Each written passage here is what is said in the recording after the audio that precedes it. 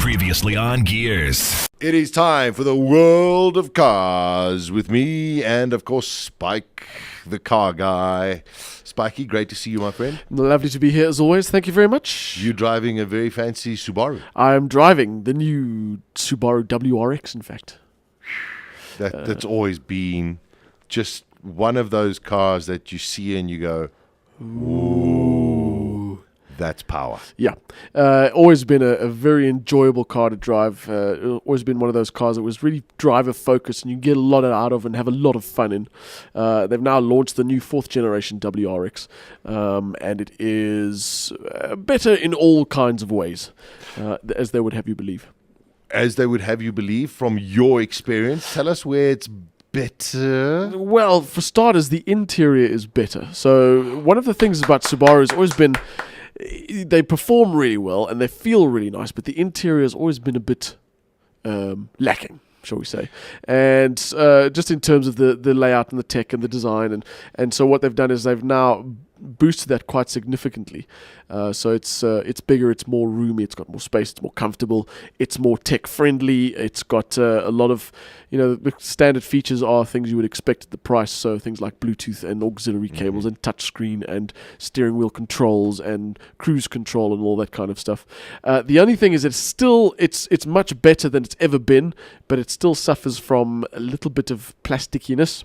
So, for example, in this WRX that I've got, there is carbon fiber looking material, which is basically printed plastic, made to look like carbon fiber. And that is a little bit of a worry because, this is not a cheap car. It's not a cheap car, and I just don't understand the deal with putting in fake carbon fiber in any application, because it's quite easy to spot. It doesn't look as like carbon fiber is supposed to look. It doesn't have that depth. It doesn't have that kind of that glossiness to it. And they would have been much better off putting in a sort of aluminium or just a silver plastic bit because it kind of steers away from that fakery, if you know what I mean. I know exactly what you mean. It's also something I've been thinking about because well, hopefully it's going to be months as opposed to maybe it'll only be the beginning of next year. But Ford Mustang will be coming back. Yeah, Ford Mustang is next year. Now, the thing about it is that I was lucky to be in the States, so I've seen a lot of them, also the Chef Camaros or whatever, and they look fantastic. And then you get inside them. And this has always been my problem with the Subaru. It's just too plasticky. Yeah. And this is the thing in a country where, in South Africa particularly, where we have got a large German influence. And so we've been exposed to all manner of top quality interiors. And so we kind of have an expectation that when you're paying 470,000 Rand, which is what the WRX automatic costs, you expect a certain level of interior, which this car it reaches in terms of its tech, but just not in terms of its finishing. As for the rest of it, yes. the good stuff, if you like, 2-litre turbocharged motor, 197 kilowatts, so slightly down on what you'd get in an S3, for example, which is 206 kilowatts in the S3 sedan. 0 to 106 seconds for the manual, 6.3 seconds for the automatic, which is surprisingly, a CVT gearbox. And if you have any experience of a CVT gearbox, it's not a manual, it's not an automatic, it's a different system entirely. And they are generally quite horrendous. Yeah, surprising. They sound horrible, they feel horrible. They're put in because they are a very efficient gearbox. So you tend to find them in bigger cars and SUVs and that kind of thing. So Subaru have developed this Lineatronic CVT system of theirs. And I gotta say, I don't like CVT gearboxes at all. This one is really not bad. It's got the kind of the stepped gear, so it does feel like a normal gearbox. It's fairly quick. Subaru have said they've benchmarked it against the best single and dual clutch gearboxes in the world, and they reckon they've come pretty close, and they have. It's actually a very good execution of a CVT gearbox.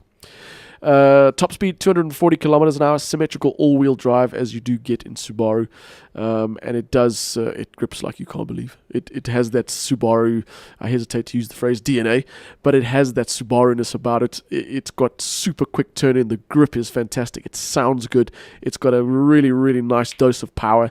It is a lot of fun to drive. I've had it for a couple of days and I'm really, really enjoying it. I'm glad to hear that, because I think the previous generation, somewhere along the line, lost a bit of that. Yes, because you're talking about the hatchback that they Yes. developed. That's the other good news about this car. It won't be in a hatchback. It's a sedan. Only a sedan. That's Thank the only God. one they're doing. And I tell you, it looks good. It does look. It looks very, very nice. It's got the kind of the WRX treatment. It's got the bonnet scoop, and it's got the front air dams and the 17-inch wheels. The one on my car's smoked sort of black, dark grey wheels, 17-inch wheels, dual twin exhausts. It's very, very nice looking package. It's got the wheel arches. It looks the part for sure. And then when you switch it on, you get that kind of boxer growl to it. It sounds great. Now, when somebody mentions the word superleggera, Superleggera. you mainly think of something like a Lamborghini, Yes. not Mini. Yes, this is something I found out not too long ago. There is actually a company called Touring Superleggera, Yes. which is based in Milan in Italy. There we go. It's a And custom they are a custom coach builder. builder. And they've done work with Bentley and Alfa Romeo and Maserati, and they've done a whole lot of stuff. And they do some really, really creative, really interesting stuff. So recently, this past weekend, in fact, there was the Concorso d'Eleganza Yes. in Italy, which is basically a showcase for historic cars and concept cars. The world's best historic cars and the world's best concept cars rock up there to be shown off, and motorbikes as well, but I don't care about motorbikes. So what Mini brought along to the Concorso d'Eleganza this year was this car that they're calling the Mini Superleggera Vision, Yes. which is a phenomenal looking thing. It's brilliant. It looks like an old Aston Martin from the front. It looks like a DB5 from the front. I was going to say it looks a bit like the D-Type Jag a Yeah, little at bit. the back it's got the D-Type Exactly, fin. little fin. It's this open top two-seater that is just the most amazing looking car. It's called It the is. Mini Superleggera Vision, and what the insiders are suggesting this is a car that is a concept, but it's the first step towards a new range of modes of roadsters that Mini will be releasing, in the coming years. That will have either a two-wheel drive or an all-wheel drive drivetrain, and they're saying this is the kind of first step to exploring what they're capable of. Okay. So if you compare it to what you get in the current Mini Roadsters, it looks utterly different. Primarily because it is an open-top car, but it's wider, it's longer. It's got the cabin is placed differently. It's more of a GT layout than a Mini layout that you might be used to. Yeah. And the other comment is that it could be that in the future that the cars that this car spawns will be an MX-5 type competitor, which will be fantastic because if they can put the Mini drive into that kind of sports car, it should be awesome.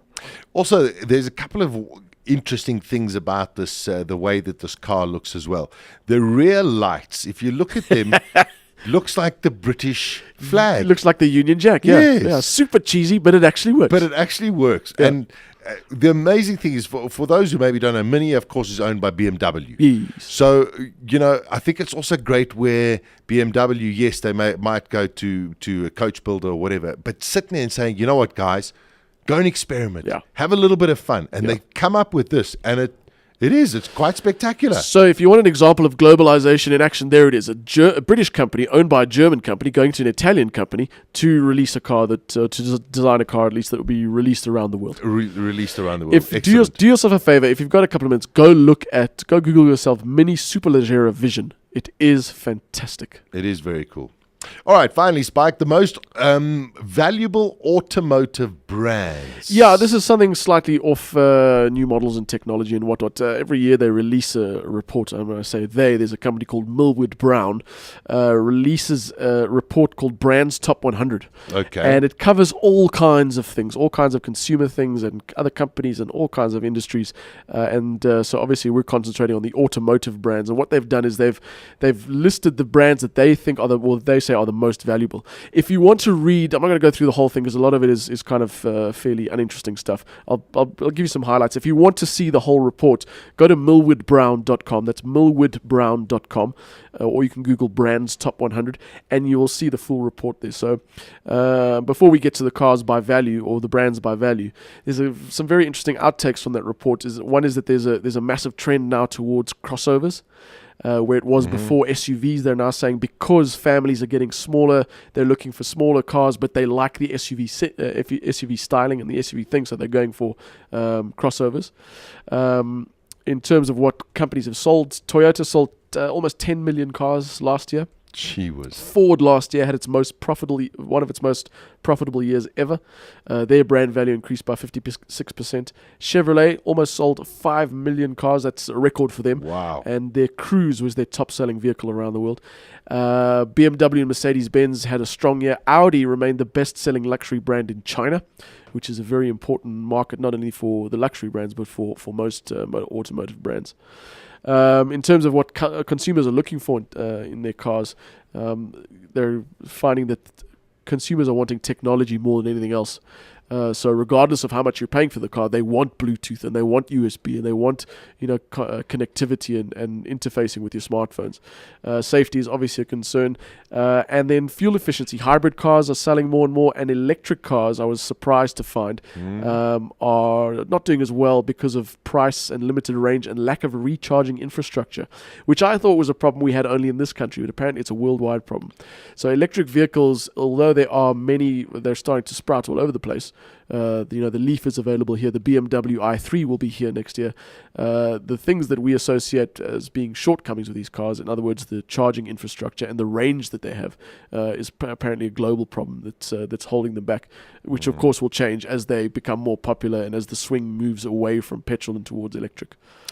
Yeah, I think the man to watch on that scope is definitely Elon Musk. Yeah, he's had a good time with his Tesla brand. Yeah, it's generated some excitement, but they didn't sell very many units. But he's definitely one of the guys who's pushing it, and he's got the finance to do it as well. That's for so sure. In terms of the top 10 most valuable brands, in terms of cars, the most valuable being Toyota. They reckon their brand value is $29 billion. Sure. Followed by BMW, then Mercedes-Benz, Honda in 4th, Ford in 5th, Nissan 6th, 7th in Volkswagen, which I'm surprised that I thought they would be that higher far up. low? Yep, beaten by Nissan and Ford. 8th is Audi, 9th Chevrolet, and 10th Hyundai. So Hyundai representing the Korean brands, and I'm quite sure that's going to creep up over the next little while as they not only improve their model offerings, but then also offer their higher end models in the bigger markets as well, which they're starting to do. This time next year, we should let's actually look at that list again. We'll call up the archives and see where they are next year. I think they'll be 7th or higher for sure. I agree. Yeah. There we go, my man. What's coming up on the TV show? On RPM TV this week. On Supersport 8 at 8:30, and there are repeats throughout the week. We've got BMW's M5 with the competition pack. So for those people who don't think that 412 kilowatts is enough, you can pay BMW a bit more and they'll give you some more power. Goodness gracious. Nissan Juke Diesel, new Toyota Prado, and the updated Suzuki Jimny 4x all-wheel drive car. Fantastic. That's all on RPM TV, and there are some more stories on rpmtv.co.za. See some motoring news there as well. GearsOnBalls.co.za with Sasha Martinengo and Daisy Fensham. Weekdays 1 p.m. to 3 p.m.